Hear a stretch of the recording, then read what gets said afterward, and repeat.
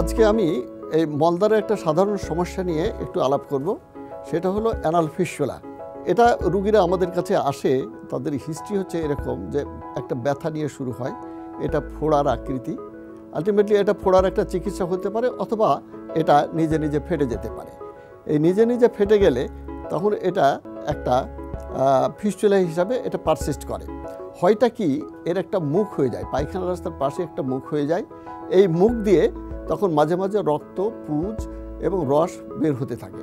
কখনো কখনো দেখা যায় যে এটা শুকিয়ে গেল, কিন্তু আবার ঠিক 2 সপ্তাহ 3 সপ্তাহ বা 1 মাস পরে দেখলো আবার ফেটে গেল। রিপিটেডলি এটা এরকম হতে থাকে। এই অসুখটার এই লক্ষণগুলো হচ্ছে ফিস্টুলা লক্ষণ। তো এটার একটা ভালো চিকিৎসা আছে আমাদের দেশে, যেটা আমরা বলি যে সার্জিক্যাল চিকিৎসা। এটা আরেকটা ব্যাপার হচ্ছে এটা যে এটা অপারেশন ছাড়া কিন্তু এই অসুখ কখনোই সারে না। এটার জন্য অপারেশন একটা জরুরি। তো এটা একটা চিকিৎসা ব্যবস্থা আমাদের দেশে আছে, সার্জিক্যাল চিকিৎসা ব্যবস্থা। আমি নিজে বঙ্গবন্ধু শেখ মুজিব মেডিকেল ইউনিভার্সিটিতে আছি, যেখানে এটার ব্যবস্থা আছে।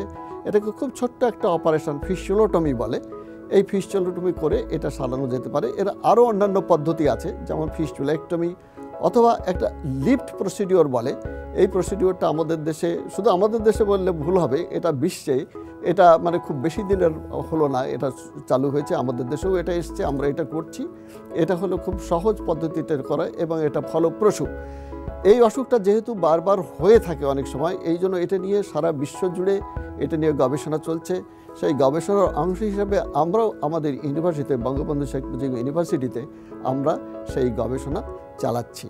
এটার উপর রিসার্চ ওয়ার্ক এবং থিসিস ওয়ার্ক চলছে এবং ফলপ্রসূ আমরা চিকিৎসা করছি।